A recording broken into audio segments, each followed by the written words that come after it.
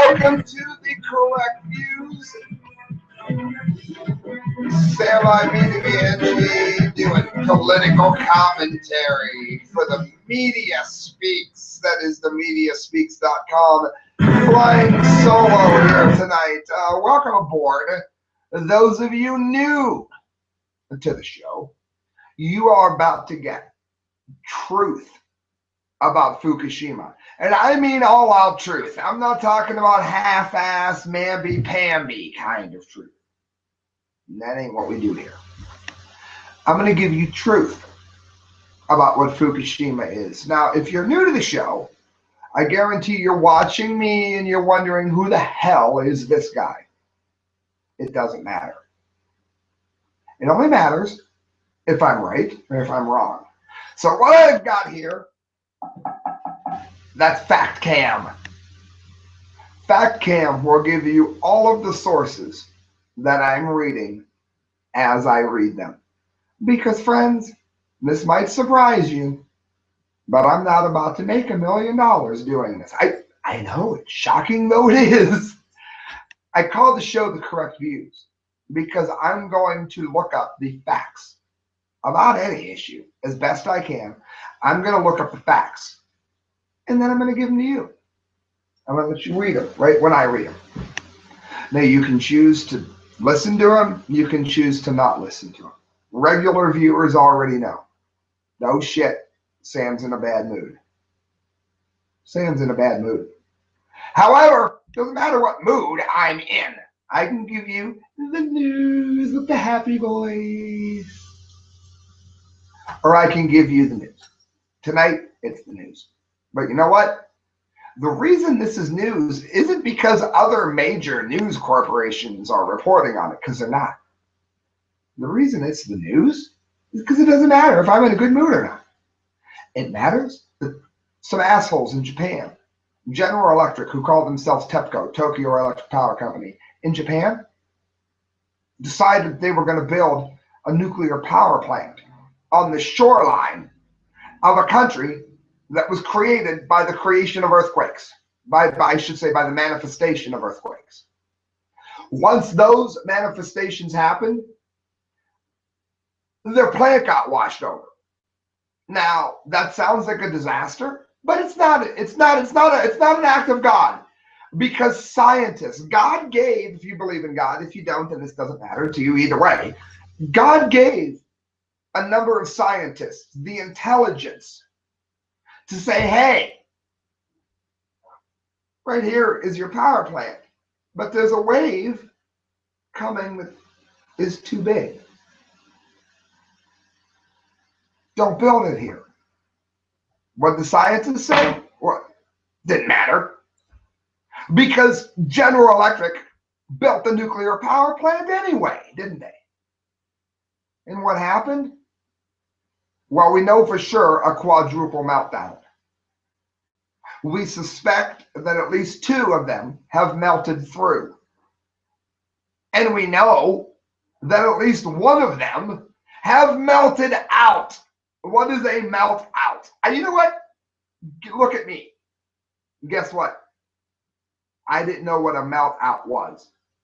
Guess what? I had to learn it. Now I'm going to teach it to you. A melt out, which has never happened to the best that we know of, at least at a power plant. It may have happened due to weapons testing. It's never happened in a nuclear power plant before. Oh, there's Crastel. It's way too late now. Never mind. I've already told everybody you blew it. I asked her for help. She absolutely dropped the ball. There she is. That's why I'm flying alone. Friends, what happened was a melt out when they saw this black goo all over downtown Tokyo. Bye, you're not invited. Downtown Tokyo, it was because the core of the reactor spewed out and spit the black goo all over Tokyo. That is what the black goo was. And it was getting into their lungs and into their nose and into their eyes, and it was getting inside of them. And you can prove this by the number of thyroid cancer issues and heart issues that we are now seeing. Well, let's look at it. Let's look at exactly what this Fukushima update is. Fukushima reactor number 2 may have suffered total meltdown. Expect the Japanese government to whitewash the news. Pay close attention to this, friends, because it matters. This one's Zero Hedge. To the extent the memory of Fukushima had faded over the last several years, the fallout, no pun intended, from the nuclear-like blast that tore through an industrial complex at the Chinese port of Tianjin last month served to remind the world of how far-fetched and unpredictable the consequences can be when disaster strikes at the site that houses potentially toxic materials. For those unfamiliar with the explosion at Tianjin, it set the stage for an apocalyptic scenario, and there's, again, links for all of this, whereby water-soluble sodium cyanide could interact with incoming thunderstorms, creating cyanide rain. And while that doomsday-ish scenario didn't play out in as dramatic a fashion as some feared, there was an eerie white foam covering the streets following the first rains that fell the wake of the explosion. I mention this because these are things that are happening all over right now. We're supposed to be told that how bad these chemicals are. Let me let you in on a secret, okay, friends? Let me let you in on a real nice secret here. The issues that are coming out of Fukushima are so much worse than the very bad chemical issues that we have coming out of China, that the two are almost not even comparable. In case Tianjin didn't send look at this. I hate this. Whatever you do, do not go to the site. Do not ever go to the site because they're going to do this to you. As a matter of fact, guess what? Powered by Intel technology. I'm canceling the last story. I'm in that mood tonight. Automate cloud management. Goodbye. Save up to 95%. Navigate the cloud with expert advisors. I've got this ad, as you can see, that won't close behind me from the WashingtonTimes.com. So we're going to act like it's not even there. All right, guess what? You're deleted. We're not going to cover the Washington Times article tonight. What was it about? I'm so angry I'm not covering their article. It was about ISIS planning a nuclear tsunami. Look it up. I'm so angry at them right now, I will not cover their story. I'm not kidding.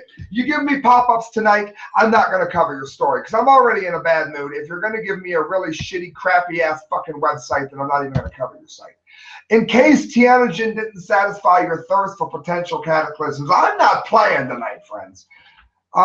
Listen to this. Just a few. There are, in fact, a few things that I think everyone does need to know about this. It says, in a few days of the explosion, Japan warned that Fukushima, one of the country's most active volcanoes, was set to erupt. That was notable in and of itself, but what made the story especially amusing, if worrisome, is that just days earlier, Tokyo had green-lighted the reopening of the Sendai nuclear power plant, which is located 50 kilometers from Fukushima. The reopening at Sendai marked the first nuclear reactor to be restarted in Japan since the Chernobyl redux in Fukushima in 2011. In other words, they melted Fukushima down. They created, in terms of, I should say, in terms of half-life, plutonium and uranium and other things, they've brought them into the atmosphere.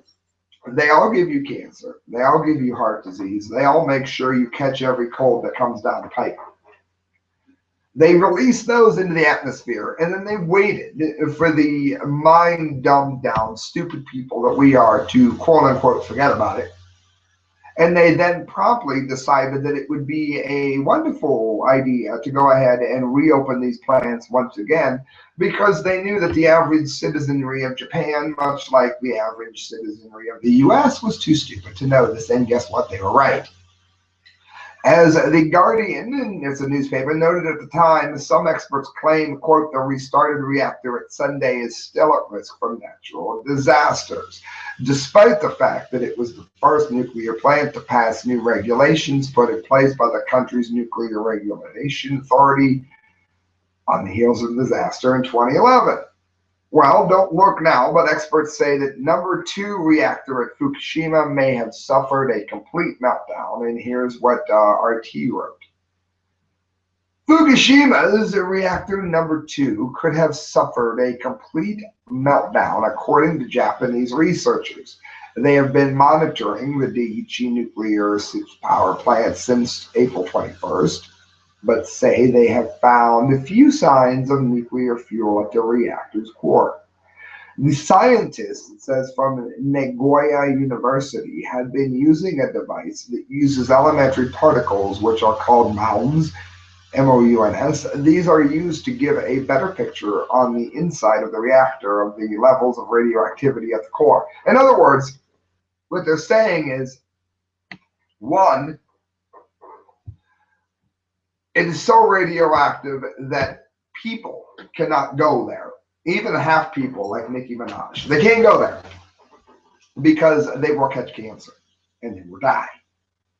It will kill them. They created this in their power plant by not listening to the tidal wave warning. So what they're doing now is they're taking pipes. This is a pipe. Ain't that a great pipe? That's my hand, but it's all I've got. And for those of you on podcast, you're utterly lost, but it's okay. My hand is in a circle. They're taking a robot, and this lighter here is your trusty, busty robot, and it's climbing right through. We usually have Crastel on camera, but she was AOL today because she was being crazy. You take and you bring the robot into the pipe because you don't have to send people in. Shazam, Sparky, problem solved, right? Well, not quite. What happens is, see this? These are my nuclear particles. Nuclear particles are able to come through the pipe and attack the robot and shut it down. Literally, the plant is so radioactive from the destruction that GE, who brings great things to life, who you should not invest in, who you should pull your money out of if you're in a mutual fund. General Electric mellowed down a plant so severely that you can't even get robots to run inside of it because the radioactivity therein is so toxic that it kills the robot. The scientists from Nagoya University have been using a device that uses, oh, I already read that, I'm sorry, elementary particles. I hate when articles read, I didn't do it, they did it. These are used to give a better picture of the inside of the reactor as the levels of the radioactive core. However, the results have not been promising. The study shows very few signs of any nuclear fuel in reactor 2. What does that mean? Here's your nuclear fuel. I need to call my, I'm so happy I have these 2 cans now. You have to, here's your, this is, it's running like it's supposed to, and all of your nuclear fuel is here. Now, if your nuclear fuel here melts down, then it can go into what's called, see this here? You're under your containment vessel. So now it is melted through and into the ground. Now, once you are into the ground, they can usually detect it as a meltdown or a melt through. A meltdown is when it's a glob. A melt through, it's gone through your containment vessel. A melt out is when, I don't want to throw my lighter. I'm going to throw my pencil. Here's your nuclear fuel, this trusty pencil. It's about to get thrown. Now, you have your nuclear containment vessel right here, and you have a meltdown, and then gone, absolutely freaking gone. It blew out and over the surrounding area of Japan. And before you hit dislike on the video, it matters because it's going to affect you. It's going to affect your family, okay? It's going to give you, look at this, heart disease. It's going to give you cancer. It's going to depreciate your value of life. And even if you don't live anywhere even remotely close to Japan, it's still going to affect you. Because of the way that the New World Order is set up, don't you know we all import each other's food? Look it up. You're about to get Japanese milk. Now, let me tell you something. Japanese milk, that matters to you because radioactive nuclides have a tendency to adhere to the enzymes and structure of milk. Therefore, if you're mixing the milk, and look up Japan importing milk, you'll find that I'm right. You in Kansas, you in Michigan, Maine, Florida, Texas, you're drinking Fukushima milk, whether you know it or not. Does that sound good to you? Because it doesn't sound particularly good to me. This is a sharp contrast to nuclear reactor 5, where the fuel is clearly visible at the core, the Japanese broadcaster NHK reports. TEPCO has used 16 robots to explore the crippled plant to date, from military models to radiation-resistant multi-segmented snake-like devices that can fit through a small pipe. However, even the toughest models of robots are having trouble weathering the deadly radiation levels. Why? Remember my pencil? See it go flying? That's why. How do they word it? They're a little more professional than me. As one robot set into Reactor 1 broke down only 3 hours into its planned 10-hour journey. In other words, however many times 3 goes into 10, that's how many times wrong they were.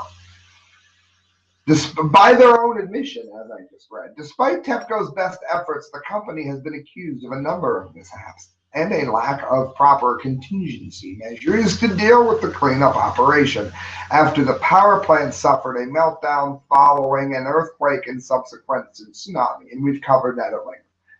It goes on that recent flooding caused by tropical typhoon Ital swept 82 bags believed to contain contaminated, that is, radioactive waste materials that have been collected. In other words, the water, here goes my poor lighter again, the water that is washing down, and here's our sandbag. The lighter, this is the sandbag. The water comes washing down. Here's our pretty water. And it hits the sandbag. And it washes it right into the ocean. And the tuna, they're in the water. Other fish eat the tuna, or the tuna gets caught.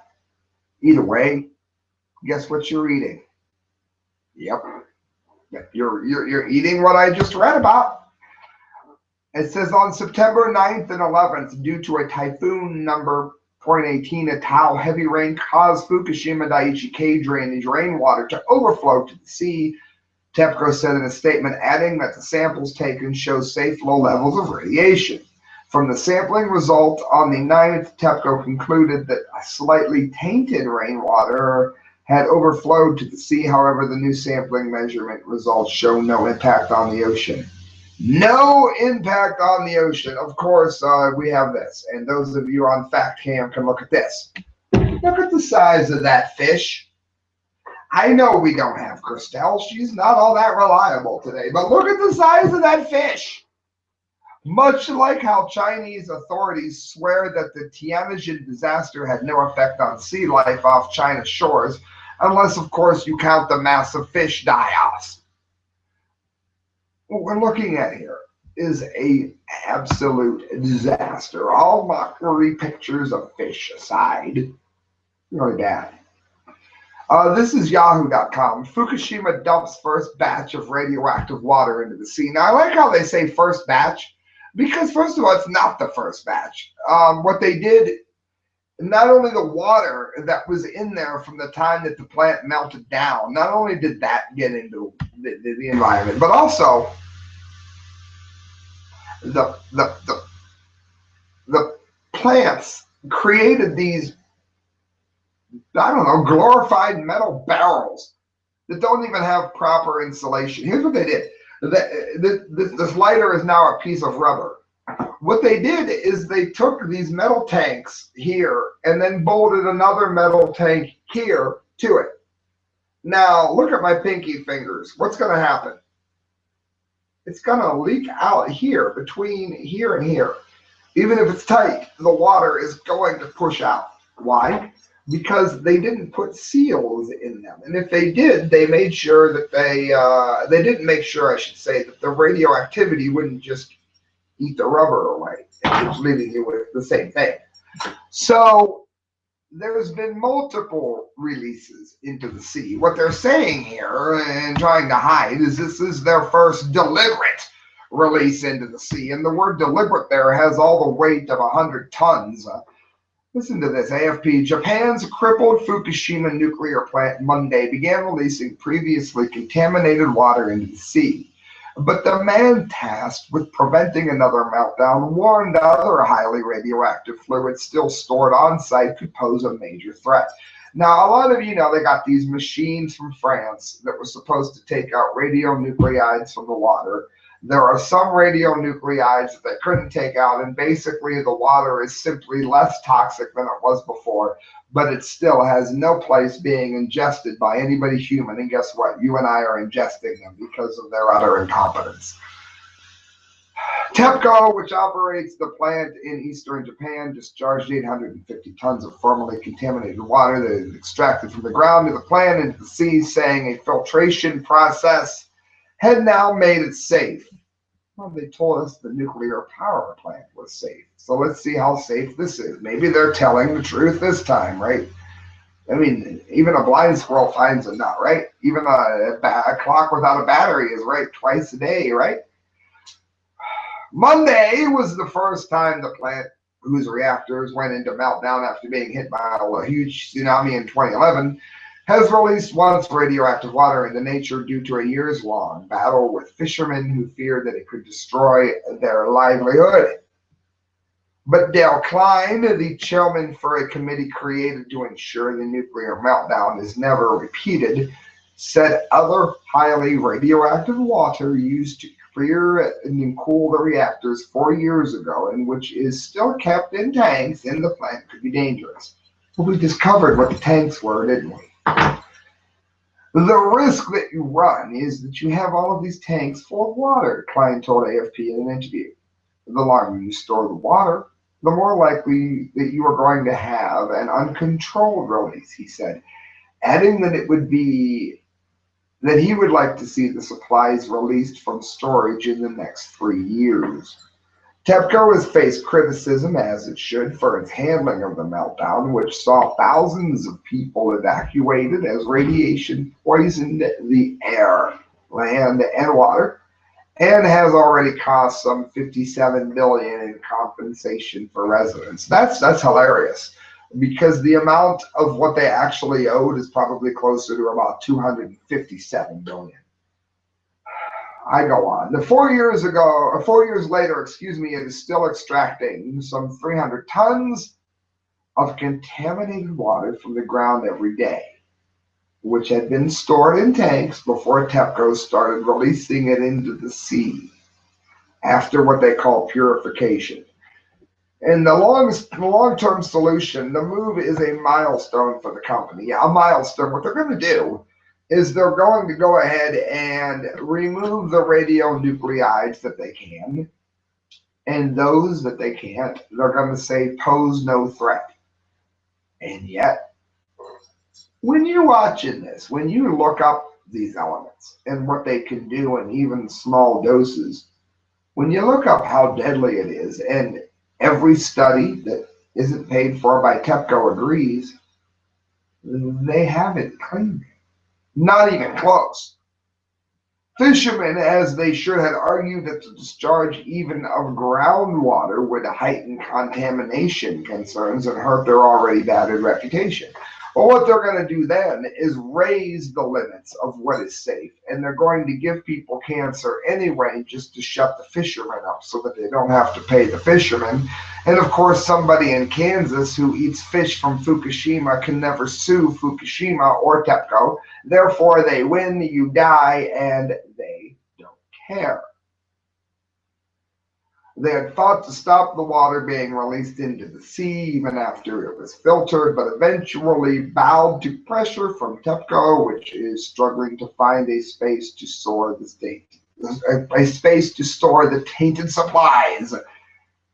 And it is yet to find a solution to deal with another highly radioactive 68,000 tons of water that was used to cool the reactor. Well, let me tell you something. You were warned, you stupid bastards, to not build the nuclear power plant. You were told that this was going to happen if you did. And now you're trying to justify poisoning the environment because you didn't listen to the people who were right to begin with. And there's somebody very close to me that loves to insist that even though they are always wrong, that their wrong answer to any given hypothesis, their wrong answer should be given the same credence and the same weight as the right answer. No, the right answer gets more credence than the wrong answer. The wrong answer needs to shut up and do what is right. And in this instance, they were told what is right. Do not build the damn reactor here. You're going to have a meltdown. And guess what? That's what happened. Julie Fiddler, PrisonPlanet.com, CDC, 3 out of 4 Americans' hearts are older than their chronological age. I do wish that Julie Fiddler here at Prison Planet had gone on to mention the role of Fukushima in this. There were people who, I mean doctors. What doctors? Helen Caldicott, Chris Busby, to name 2. Arnie Gunderson, another physicist. I don't know if he's a doctor, but he's a physicist. I think he might be a doctor. They were saying, you're going to see heart trouble because of this. You need to increase the evacuation zone. They didn't. You need to ban certain foods from being brought into the country. Any country. They did. And they were told that if they didn't, what they would see is drastically higher levels of, among other things, heart disease. Everybody called them crazy. I talked about it. They called me crazy. They couldn't call me crazy. They said he has long hair. Why should we listen to him? If they didn't talk about the hair, they talked about the tattoo. He's a rocker. He's an industrial keyboardist. Why should we listen to him? The people that said that, they now have heart disease. Am I saying I could have prevented it? No, because it's so bad I have no idea how to prevent it. It says you may feel young at heart, but your heart may be aging faster than the rest of your body, according to a CDC study, and according to what Chris Busby already told us was going to happen. Using data from an online tool that determines the age of a person's heart based on factors like weight, smoking, and I have somebody close to me that smokes like a chimney. They are always sick, and they insist their cigarettes don't do it. Diabetes and high pressure. CDC researchers found that 3 out of 4 Americans' hearts are older than their chronological age, putting these individuals at risk for heart disease, stroke, and premature death. That's 3 out of 4. That probably means me. The CDC said its vital signs report that the majority of adults aged 30 to 74, that would be me, have that's a huge rate though, have a predicted heart age that is significantly higher than their chronological age. By majority, the agency means an estimated 69 million adults, about the number of people living in the 130 largest U.S. cities combined, and it's the #1 heart disease being the #1 cause of death in the U.S. And it breaks down who has it worse. Who really cares? The point is that it's here. The other point is that I don't care if you're white, black, male, or female. If you died, you're dead. This is largely caused by Fukushima. Is it caused by people drinking sugar water, like tea and pop, instead of water? Yeah, and you can vitamin water. Is it caused by people smoking because they're too stupid? Let me tell you how to quit. Here's how to quit. Quit giving the cashier any money for cigarettes. Quit smoking any cigarettes that anybody else gives you, and guess what? You've quit. It's real fucking easy. Is it caused by smoking? Yeah. Smoking cigarettes anyway. It's never been linked to marijuana that I know of. But it's also linked to Fukushima. And Fukushima makes smoking worse.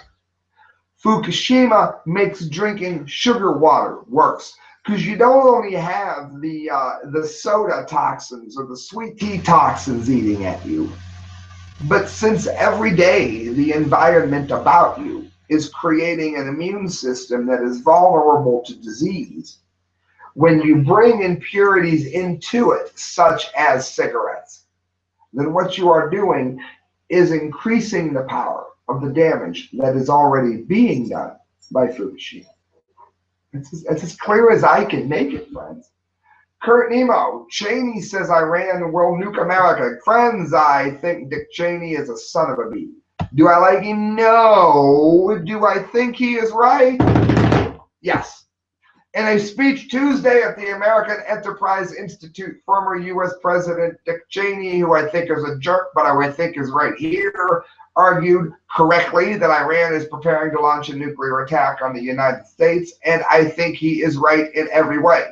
If that is not politically correct, then that's because you're listening to the correct views. I am not politically correct. I am simply correct. Cheney's speech characterized the Obama administration's brokered nuclear deal with Iran as madness, and he accused the president of providing Islamic Republic with the means to destroy America. Was he right about Iraq? No. Is he right about Iran? Yes. This agreement will give Iran the means to launch a nuclear attack on the U.S. homeland, Cheney said, and he is right. I know of no nation in history that has agreed to guarantee that the means its own destructions will be in the hands of another nation, particularly one that is hostile. And don't give me this BS. I'm a libertarian. Rand Paul is a libertarian, and he thinks it's a terrible, well, he is a Republican with libertarian leanings. And he also thinks this is a terrible idea. What President Obama is asking the United States to do is unique. Yeah, I would imagine so. Historically and dangerously unique. The results could be catastrophic. Cheney's speech was briefly interrupted by a protester saying Dick Cheney is a war criminal. We want peace. Both of those are true. Dick Cheney should be in prison. However, he's still right on this matter. I don't care who that pisses off. You can hit unsubscribe if you want to. He's right. The former vice president did not elaborate on how Iran will destroy the U.S. Well, I can tell you one way. The fact that they want to build the plant here is going to be a disaster, solely for the fact that they are building it in a place that scientists have said not to do so, because it's going to increase the chances of an earthquake that could cause a meltdown. The last time that many of these very same scientists were ignored was Fukushima. Therefore, I would venture to say that we might want to trust these scientists. And what these scientists are saying is it doesn't matter if you're for Iran or against Iran. It doesn't matter if you love the Jews or hate the Jews. It doesn't matter if you don't even know what an Arab is. That area is going to have an earthquake big enough to cause a meltdown, possibly a melt out, and God forbid, a melt through as well. If that happens, it will kill more Iranians, more Arabs, and more Islamists than all the Jews that have ever existed. That is the correct freaking mofo view. If you don't like it, hit unsubscribe. Friends, you're listening to the correct views, and I will not back down from it. Do me a favor, if you still are watching, you know, my God, this guy doesn't care what he says. He simply knows what he's talking about. Then go to themediaspeaks.com and look up the work of Kyle Court D. Lake and myself, because you know what? Kyle Court D. Lake always bring you the most cutting-edge news, especially Kyle and D. Lake. Court been a little busy lately. Go check out their work, themediaspeaks.com. I'm a member of The Media Speaks. I'm one of 4 members. Our show is, I should say, the correct views. And we're out here all the time. This is what we do. We don't get paid lots of money. If you want to help us get paid, you can help me, the correct views at hotmail.com. Every penny you give to me goes to buy one of the 3 lights you're seeing, go to buy the HD camera, which isn't running tonight, go to run Truth Cam and all the cables that it takes to hook them up, a fortune in the studio, microphones. It all costs. It all costs. So you guys helping me helps me do a better show. Guys, this is brought to you by Sticker Junkie. If you don't know what Sticker Junkie is, then you don't know what good stickers look like. Go to stickerjunkie.com, let them know you heard about it from the correct views, and you'll get an amazing deal. Iranian warships confront U.S. Navy on a daily basis. This, by Adam Credo, is some of what Dick Cheney, who should be in prison, is talking about. U.S. naval forces operating in and around the Strait of Hormuz, a critical shipping lane, are routinely approached by Iranian warships and aircraft on a nearly daily basis, according to a Pentagon official familiar with operations in the region. It says, during these interactions, the U.S. and Iranian forces, American aircraft and ships are routinely photographed by the Iranians for intelligence purposes. According to the official who said the most, called the confrontations between the sides are conducted in a safe and personal manner. Let's pause. I'm going to go into the safety tree, to quote Blenbeck. When you're in the safety tree, you're using an analogy for purposes of the analogy. We know that Russia, we know Vladimir Putin is not our friend. Now, again, I'm in the safety tree. I don't want to hear whether Vladimir Putin should or should not be our friend. It's irrelevant. It's irrelevant to the conversation. Can we agree that the U.S. and Russia are not particularly on good terms right now? We can? Good. Russia, over here, is spying on our planes and our aircraft. And guess what? Here's the U.S. doing the same thing to Russia. Fair enough.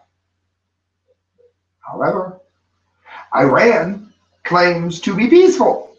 Right? They have nothing against the U.S., right? They're going to build their power plant. They're not going to hurt their neighbors. They're not going to hurt Israel. They're not going to hurt the West in any way, right? Why? Are they acting just like Russia? Wait, no. We just agreed that Russia and the U.S. were having this proxy war here, right? So we're supposed to help Iran when Iran is treating us in a way that Russia is, when we just agreed that Russia and the U.S. were at a cold confrontation. I think my point is proven clearly, and we can move on now. During these interactions between the U.S. and Iranian forces, listen to this, they're photographing us. The disclosure of these daily run-ins, following the release of footage by the Iranian military purporting to show a reconnaissance mission over the U.S. aircraft carrier station on the Strait of Hormuz. The clip was filmed at the end of August and is punctuated by dramatic music, which shows U.S. personnel aboard the ship and shots of U.S. warplanes stationed on it. It goes on that Iranian Revolutionary Guard Corps drones have carried out such missions many times. Although the drone remains for a long time above the American crew's heads, they don't notice it. Iran's state-controlled media reported in Persian at the time, according to the translation by the Middle East Media Research Institute. Quote, in some cases, the American crew did notice the IRGC drone, while after the filming, they tried to drive it off by a helicopter or fighter jet. In other words, they're treating the United States as a nation that they are at war with. Now, many of you will say, well, the America deserves it. All right, we're going to stay in the safety tree. This lighter right here, it burnt a very good friend of yours. And it deserves to be thrown out the window that you can't see off camera. It deserves it. Don't you think this lighter is going to do everything in its power to make sure that you don't throw it out the window? I mean, it's kind of a stupid-ass analogy, but let's go with it. Why should we, as American citizens, allow Iran to move on with this? If you are an American citizen and you think that this is a good idea, then you are rooting for your own demise. Friends, we don't have a dumpty of the day because the website that it was on, the Washington Times, pissed me off so much with their pop-ups that I refuse to cover it. I simply won't do it. They can go to hell. So our last story of the day, I told you I was in a mood today. Vitamin C, as effective as exercise at improving vascular tone. I get a lot of people asking me, well, Sam, you report on this all the time. You're the one who calls yourself the correct views. You're the one who claims to have the answers. What do we do? Well, point is, you're kind of screwed. Did you ever see Apocalyptica? Funny story. Never show a movie like Apocalyptica to someone like Crastel, because the movie's like 3 hours long and it's in a foreign language, but she can't pay attention to anything for over 20 minutes without checking her cell phone for something. She has that disease. So watching a movie like that with her takes like a decade. But how many of you that don't have cell phone addiction, how many of you have watched Apocalypto? Remember where, and I'm going to cuss here in a minute, so if you have children, then remove them. How many of you remember where the bad tribe, so to speak, touched a tree and a venomous snake latched onto his neck and started biting? And the one tribesman goes, he's fucked. We, friends, are fucked. However, there are things you can do to make sure that you're not more fucked, and I'm not going to swear again all show. I do it when it's important. You're not more screwed than everyone else. One of those things that you can do is to make sure that your body hits at least 3,000 milligrams of vitamin C. Don't listen to the USDA average. Get that out of your head. For legal purposes, please check your doctor before starting any advice I give you. Friends, you want to hit 3,000 milligrams of vitamin C a day. Why? Because it's called bowel level vitamin C. The most vitamin C that you could possibly hold is 3,000 milligrams. Now, the good thing about vitamin C is that if you overdo it in ways that are not intravenous, I am not talking about intravenous vitamin C treatment. That is wonderful, but that is not what I'm talking about. In terms of consumption orally, if you can hit 3,000 milligrams of vitamin C, your body will urinate out the rest. It will be deposited as waste. It's not going to hurt you any. But that is bowel level vitamin C, and it will keep your body at the optimum level of health for anything you're trying to do, whether it's the flu or anything else. That's the level you're aiming for. Do I do it? Yes. I take 2 Emergency every day. Now, I'm not sponsored by Emergency, so I don't care if you buy the generic. I usually do. I'm not sponsored by them. Buy any version you want, but take 2 Emergency every day and drink vitamin water. I know Crastel can't do it. She needs her sugar water because she acts like she's 5 years old and she's going to die of diabetes or something. That's going to suck. And she's probably going to do it before the age of 50. Right here. No sugar. Don't need it. Take 2 vitamin C's every day. Drink vitamin water. Why? Vitamin C. I've made myself thirsty. Vitamin C is one of the most underrated body nutrients ever. And then when they do tell you to take it, like the RDA does, they have it so far down that you may as well not even take it at all. Other things like selenium, look up how to never get sick. It's actually called how to almost never get sick. You never want to overpromise. How to almost never get sick. It's on my site. It's free. How do I know it works? Because I used to be somebody that was sick like 5 times a year. Now I'm somebody that's sick maybe once a year. And when I am, I'm almost never sick at all. Well, listen to this. This is one of the things you can do, and it does help against radioactivity. Does it stop the radioactivity from killing you? No, it does not. But it will stop it from diminishing your life as greatly as it should in many instances, depending on what your exposure rate is. Not just once, I mean throughout your life. Vitamin C, according to Judy Fiedler, InfoWars, mimics some of the effects of exercise in overweight and obese individuals. In other words, vitamin C helps almost as much as exercise. The protein ET1 has a constricting action on small blood vessels. This activity is increased in overweight and obese individuals, making small blood vessels more prone to constrict and less able to handle blood flow on demand, increasing the risk of vascular disease. At the start of the study, all of the participants had impaired vascular tone. Catlin Dow, PhD, postdoctoral research fellow, for those of you that say that I don't give links, right there. Colorado Boulder and colleagues followed 35 sedentary, for you Kesha fans, that means people that don't normally exercise, overweight or obese adults throughout 3 months. 20 participants took supplements during that time but did not increase their activity, while 15 subjects took a brisk walk of 5 to 7 times a week. No one in either group had lost any weight at the end of the study, but the scientists found that taking 500 milligrams of vitamin C supplements daily reduced ET1-related blood vessel constriction as much as walking did.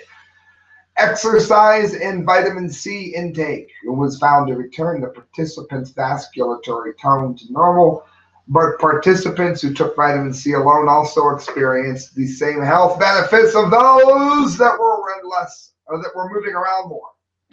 And it said poor vascular tone can lead to a downward spiral, health spiral, starting with inflammation and changes in blood that can cause a stroke. All of the study's participants were found to be at an increased risk of developing high blood pressure and suffering heart attacks and strokes. The results of the study presented in Atlanta last week at the American Physiological Society's annual meeting represent good news for people who cannot physically exercise. People like my dad, who had degenerative disc disease. Friends, there you go. What am I saying? I don't care what. Try to aim for 3,000 milligrams of vitamin C a day. Of course, check with your doctor. I don't want to. Aim for 3,000 milligrams of vitamin C a day.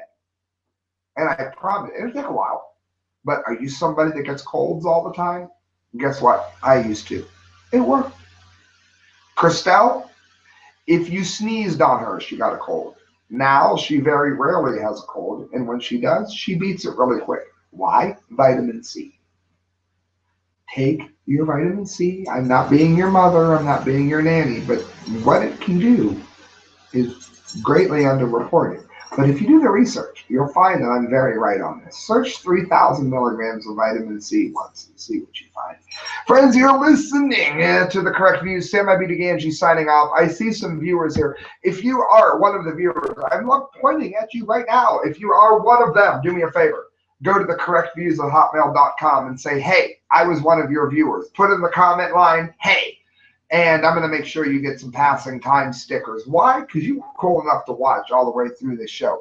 Friends, you're listening to The Correct Views. Sam I.B. Gangi signing off. It's brought to you by Mike McLaughlin, MacLauglin, who writes some of the best political rants you've seen today. He's a poet. He's an author. He's a wonderful writer. And let him know you heard about it from us, friends, The Correct Views. Good night. Hit share on this video. And do me one more favor, friend. If you could donate, please do. I work hard for you. thecorrectviews@hotmail.com, because every penny you give to me goes towards a better show. Good night, friends. God bless.